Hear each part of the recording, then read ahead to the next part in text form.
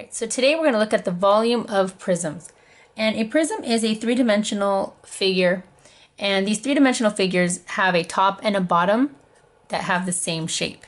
So one of the most common ones that we see is a box, or geometrically called a rectangular prism. Oops.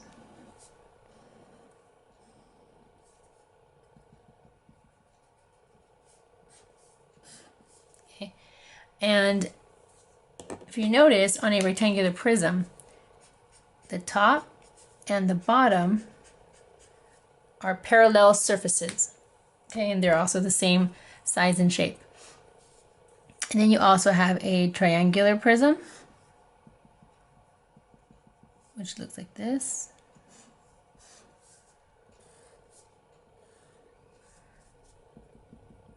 Okay, and again, in a triangular prism, you have a top and bottom.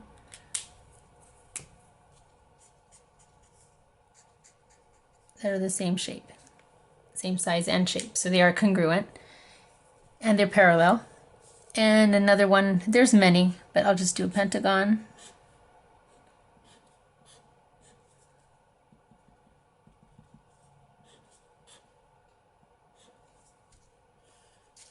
Which is called a pentagonal prism.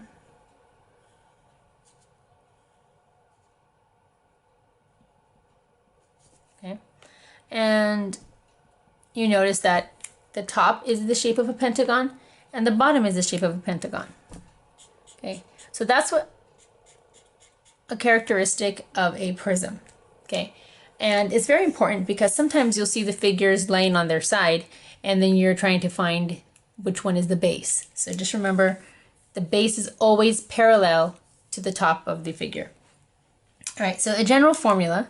So if you're trying to find volume, will equal capital base times height. Now, I'm sorry, capital B. Capital B means the area of the entire base, okay?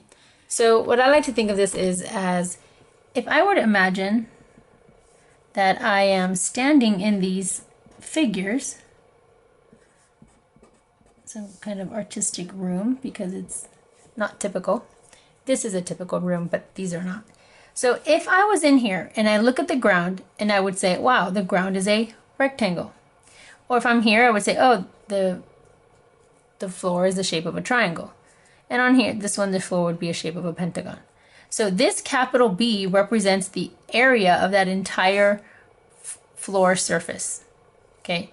If I would have left it as lowercase b, again, that would just mean one linear distance. But I don't want just a one-dimensional distance.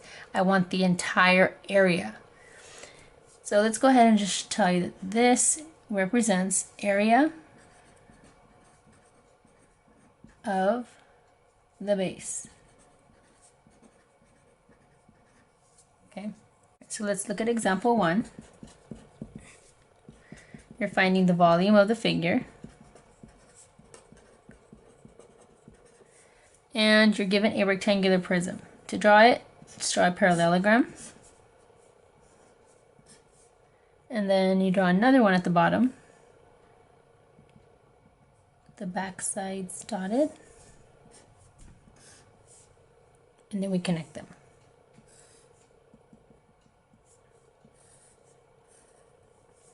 And the dimensions are 6 yards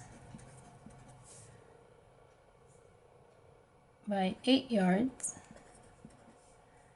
by 15 yards. All right, and we're going to use the formula volume equals base times height.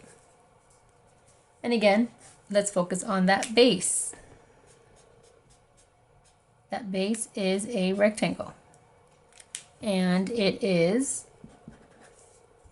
the area of the rectangle is B, so 6 times 8. And then you got your height, which is 15. So volume equals 48 times 15, which gives us a total of 720 yards squared, no, cubed. It's three-dimensional as volume. All right. Now, if you see this before this lesson today, and you probably would have seen before that volume equals length times width times height. So I'm not trying to give you a different piece, some different information. It's the same thing. The only difference is that this length times width is actually your base that you end up multiplying by the height, which is the same thing I did here. So just understand that this together is your base. Okay, so technically it really is the same formula. Length and width together is your base. All right, so let's look at example 2. This time we have a triangular prism.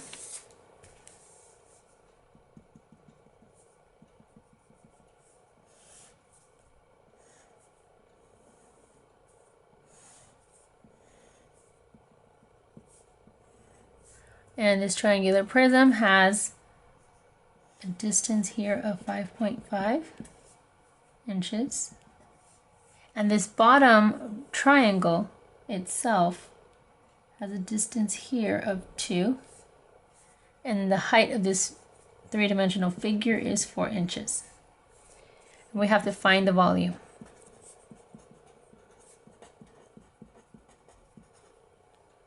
All right, now, the same idea applies. Volume is equal to the base times the height. Okay, so now what is the base of this figure? This figure and the base is the shape of a triangle. That's the base we're looking for. That's capital B. So we're going to find that first. So the area of the base. It's going to be a triangle. So we're going to have base times height divided by 2. Okay.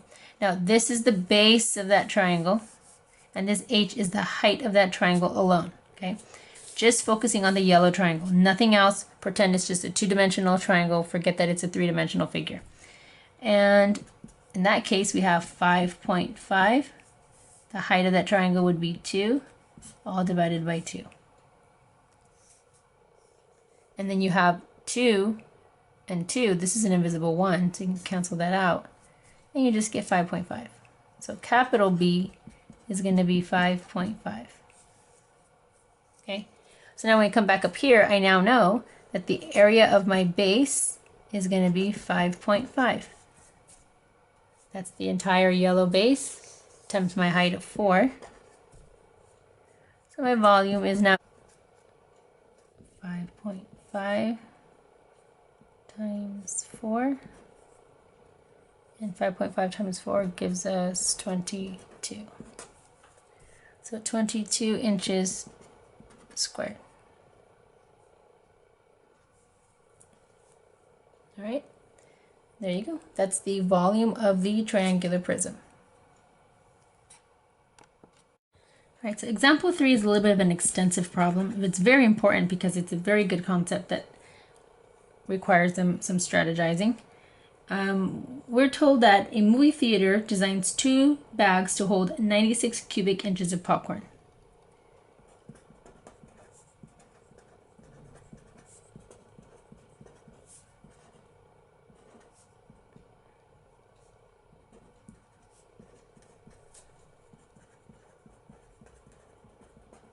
Okay, and we have these 2 bags which have different dimensions. And the question is, first we have to find the height of each bag.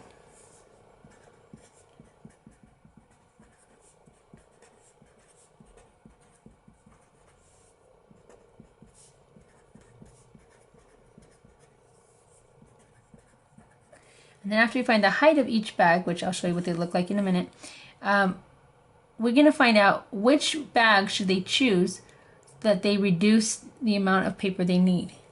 So let's word that into which bag uses the least amount of paper.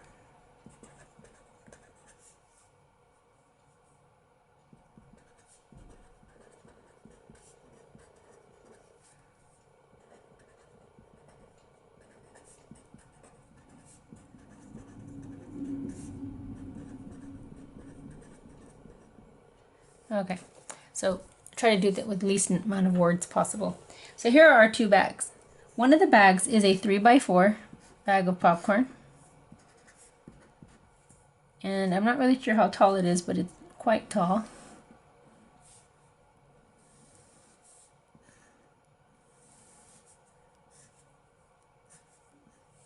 You got this little popcorn in here, right? Then you have another bag that also holds 96 inches cubed of popcorn, but it's a little bit wider at the bottom, so it's a 4x4, but it's a little shorter.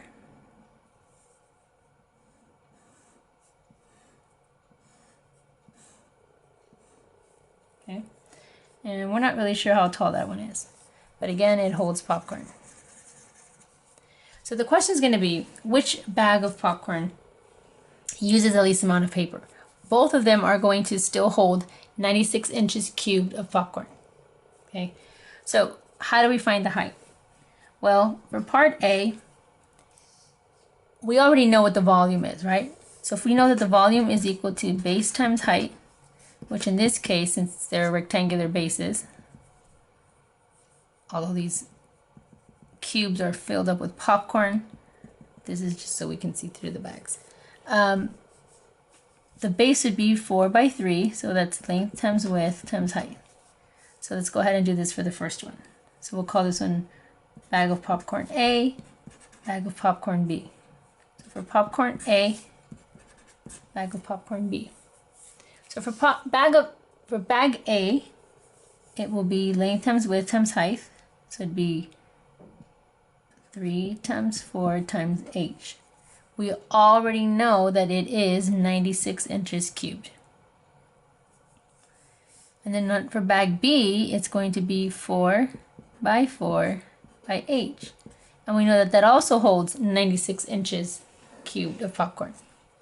So now we're going to get here 12h equals 96. This one you get 16h equals 96. So dividing both sides by 12 gives us that h, the height, is equal to 8 inches. All right, these are inches.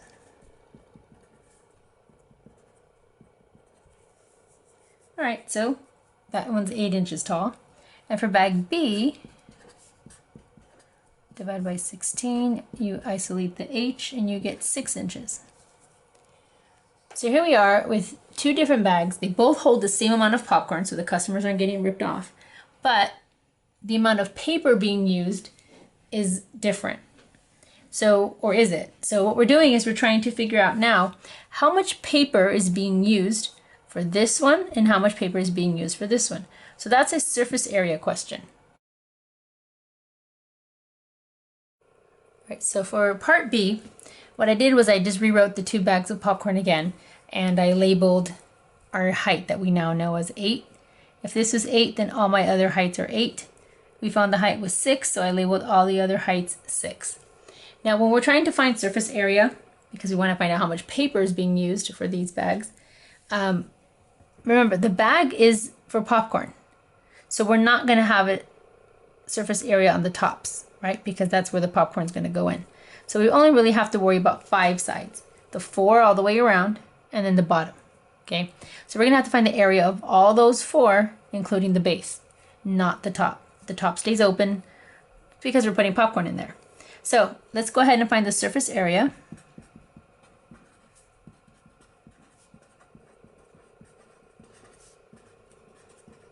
So for bag of popcorn A and bag of popcorn B. So surface area, the amount of paper required for the front of the bag and the back are going to be the same, right? It's an 8x4. And then we also have the left and the right side. The left and the right are going to be the same rectangle also, so I'm just going to put left and right and just the bottom because the top stays open. So let's go ahead and write down what those dimensions are. The front is 8x4, but I have 2 of them, right? One in the front, one in the back. So I have 2 rectangles that are 8x4. And then for the left and the right, those are 8x3s. So I have two of them. One for the left side, one for the right side. And then the bottom is 3 by 4. Okay?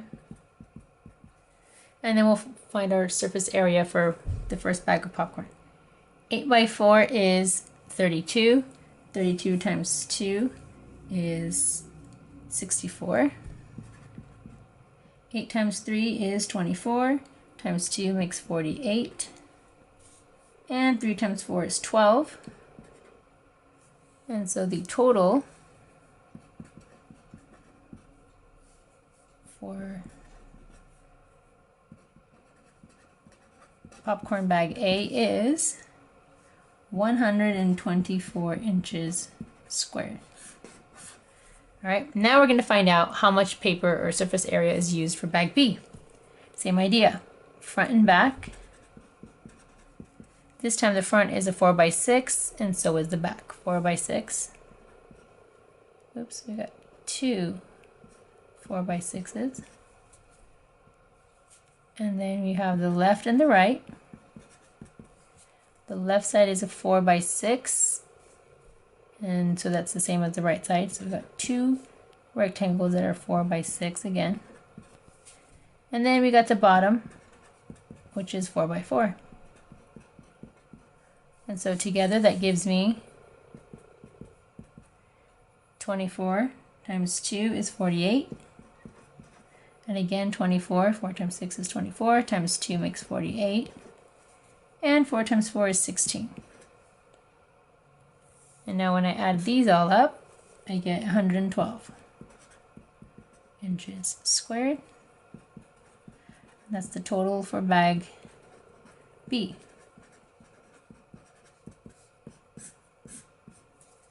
So now I can conclude that bag B is more effective when we're trying to save paper. So then you would just say that the surface area of bag B is less than the surface area of bag A, so therefore we should choose